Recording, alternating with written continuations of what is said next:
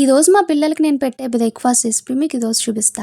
First beetroot పీసెస్ని cut చేసుకుని juice చేసుకుని దోశ బ్యాటర్లో యాడ్ చేసేసా. అంతే, బ్యాటర్ రెడీ అయిపోయింది. ఇప్పుడు అందులో స్వీట్నెస్ కోసం బెల్లం పౌడర్ అనేది యాడ్ చేస్తాను, వాళ్ళు చట్నీతో తినరు కాబట్టి. ఇంకా వాళ్ళు తినేలాగా చిన్న చిన్ని దోశలు అయితే వేసేసా.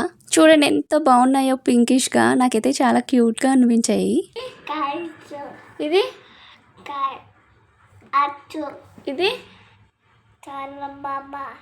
ఇది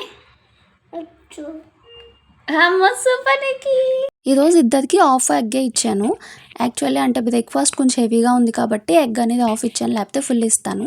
అండ్ క్యారెట్ అనేది వాళ్ళకి చాలా ఇష్టము, అందుకే కొంచెం స్టీమ్ చేసి వాళ్ళు తినే విధంగా చిన్న చిన్న పీసెస్ కట్ చేసి ఇచ్చాను. చాలా ఇంట్రెస్ట్గా తింటారనమాట. ఈ ప్లేట్ వచ్చి నేను డీమార్ట్లో తీసుకున్నాను. ఒక ప్లేట్ 120 రూపీస్ అలా పడింది. చూసా కదా, ఇలా పోర్షన్స్లా ఉండడం వల్ల వాళ్ళు ఈజీగా పిక్ చేసుకుని తినడానికి బాగుంటుంది.